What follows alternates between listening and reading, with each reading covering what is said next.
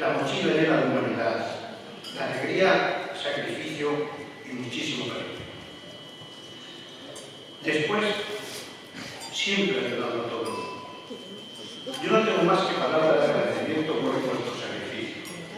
No importa que sea sábado, domingo, de madrugada, de día o de noche, siempre estáis ahí, dispuestos a colaborar. Me gustaría también decir que queremos más socios, más voluntarios y, como no, mucha juventud que se implique en este bonito proyecto que conozco. Quiero que los que se fueron, a ser posible, vuelvan. Tener en cuenta que cuanto más seamos, más haremos beneficio